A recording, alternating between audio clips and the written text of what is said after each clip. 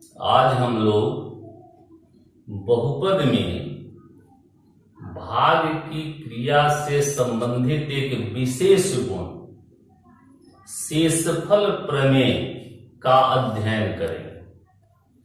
भाग की क्रिया गणित की अन्य क्रियाओं से विलग है।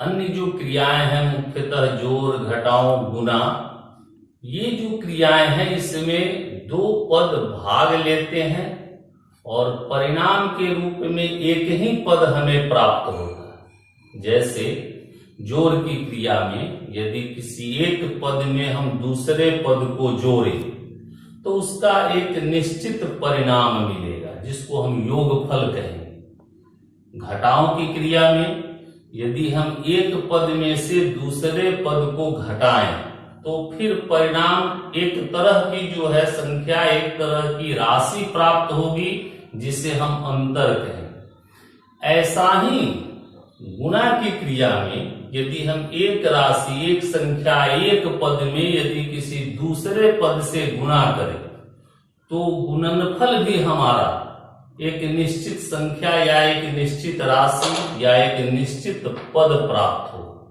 परंतु भाग की क्रिया इन तीनों क्रियाओं से थोड़ा अलग है। इसमें हम जब भाजक से भाज्य में भाग लगाते हैं तो दो तरह के परिणाम उत्पन्न होते हैं, एक भागफल के रूप में और एक शेषफल के रूप में। तो ये जो शेषफल जो गिरना है, अगर हम इसी का अध्ययन बहुपद में करें तो इसके शेष गिरने की एक गुण होती है और इसी गुण को एक सिद्धांत के रूप में हम लोग आज यहाँ पढ़ेंगे और इस सिद्धांत को शेषफल प्रमेय कहा जाता है।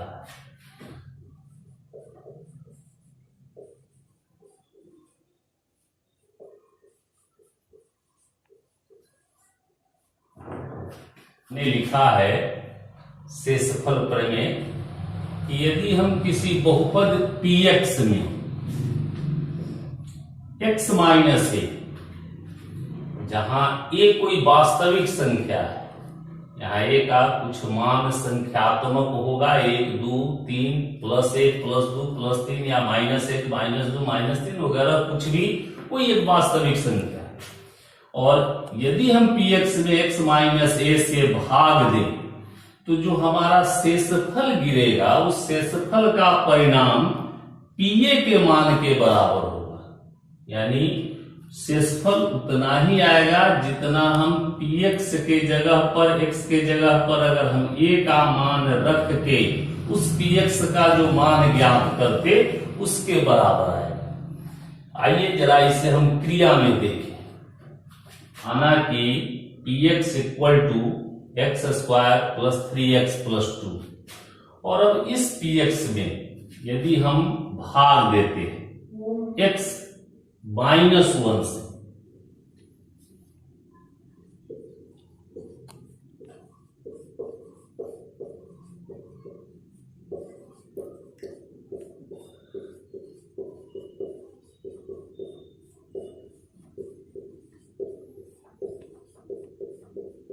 यदि हम px में x माइनस 1 से भाग देते हैं तो जरा देखिए क्रिया, हमारा px है x square plus 3x plus 2, भाग देते हैं हम x माइनस 1 से, भागफल का पहला पद हमारा बनेगा x, तो फिर यहां होगा x square minus x minus plus ये 4x प्लस 2, फिर अगला भागफल का पद तय करेंगे हम प्लस 4 तो यहां बनेगा प्लस 4x और माइनस 4 माइनस प्लस, तो हम यहां px x square plus 3x plus 2 में x माइनस 1 से भाग दिए तो हम परिणाम पा रहे हैं कि यहां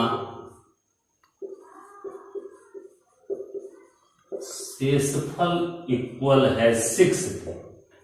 देखिए हम इस प्रमेय से शेषफल के ही गुणधर्मों पर विशेष ध्यान देंगे। इसलिए ऐसे तो परिणाम हमको दो प्राप्त हुए, एक भागफल के रूप में x+4 और एक शेषफल के रूप में 6, लेकिन हम यहाँ शेषफल प्रमेय यानी कि शेषफल गिरने के गुणधर्मों की चर्चा कर रहे हैं, इसलिए हम यहाँ शेषफल पर विशेष ध्यान देंगे। तो हमको यहाँ प्राप्त हुआ शेषफल 6।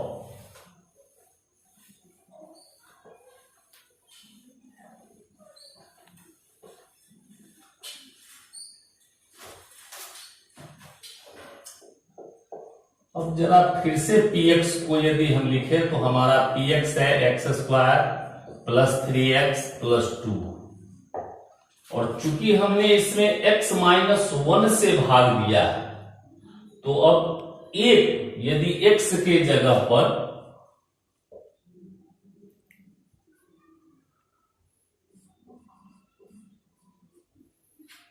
एक मान डाल के हम अगर इसका परिणाम देखना चाहें, अर्थात P1 का परिणाम देखना चाहें, तो हम यहां पाएंगे 1² + 3 × 1 + 2, सरल करने पर 1 + 3 + 2 जो बराबर होगा 6 के। तो हम यहां देख रहे हैं कि हमने px में जो x-1 से भाग देकर परिणाम शेषफल का प्राप्त किया था 6, वही परिणाम इस px के जगह पर, x के जगह पर एक मान डालकर हम जो परिणाम पाए हैं px का, उस मान के बराबर है। तो हम कह सकते हैं कि यदि किसी बहुपद में हम p-a से भाग देते तो उसका शेषफल जो हमको प्राप्त होगा वह pa के मान के बराबर होगा। एक दूसरा और उदाहरण से हम अगर देखें, हम इसी px में किसी दूसरे पद से भाग देते, px हमारा रहा यही x² + 3x + 2, इसमें यदि हम x+1 से भाग दें,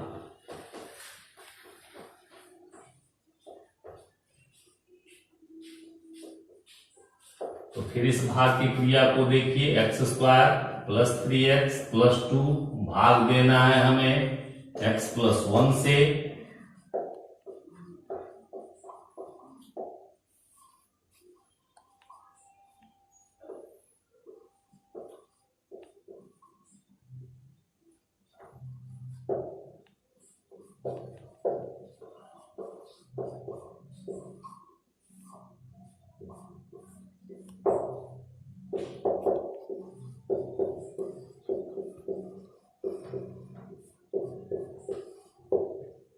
तो इस बार हम उसी px² x² + 3x + 2 में x+1 से भाग दिए हैं, और पूरी क्रिया को आप देख रहे हैं। इस तरह से हम परिणाम पाए हैं शेषफल का 0।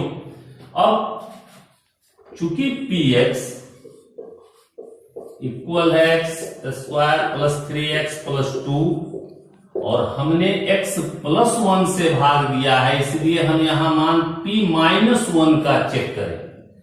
यदि यहां x के साथ ये प्लस होगा तो हम यहां माइनस का उपयोग करेंगे, और यहां माइनस होगा तो हम यहां प्लस का उपयोग करेंगे। याद करिए इससे पहले वाले पद को, इसके पहले वाले पद में x-1 था, जिस कारण हम सिर्फ p1 का मान ज्ञात किए थे, और इस बार x+1 है तो हम p-1 का मान ज्ञात करेंगे, और p-1 का मान ज्ञात करेंगे तो -1 का होल स्क्वायर + 3 × -1 + 2, -1 का होल स्क्वायर = 1, और 3 × -1 = -3, तो -3 और +2। तो हम पा रहे हैं कि ये जो px है उसमें x+1 से भाग देने पर हम भाग की क्रिया से जो शेषफल पाए हैं वो हम आपको दिखा रहे हैं, और फिर हम शेषफल प्रमेय का उपयोग करके जो हम शेषफल पाए हैं वो दिखा रहे हैं, और दोनों शैली से हमारे शेषफल का परिणाम समान है। इस तरह से हमारा ये सिद्धांत जो है प्रतिपादित होता है।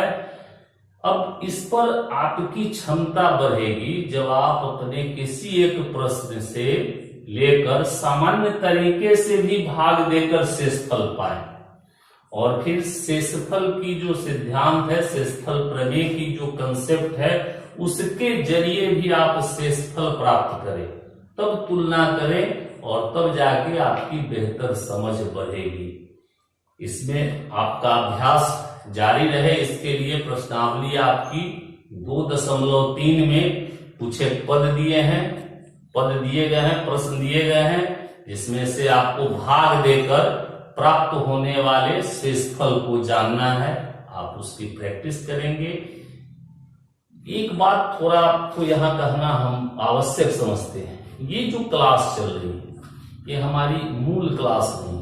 मूल क्लास में हम और आप सामने होते हैं, हम आपके प्रश्नों का जवाब देते हैं। यदि आप न भी पूछते हैं तो भी आपके चेहरे को देखकर, आपके चेहरे के उत्पन्न भाव को देखकर हम ऐसा समझते हैं कि आप ये समझे या नहीं समझे। यहाँ पर ये असुविधा है, हम आपकी भावनाओं को बेहतर ढंग से नहीं समझ पा रहे, लेकिन हम विश्वास करते हैं कि हमने जो समझाने का प्रयास किया है ये आपको समझ में आएगी, और अभ्यास कीजिएगा तो और समझ में आएगी।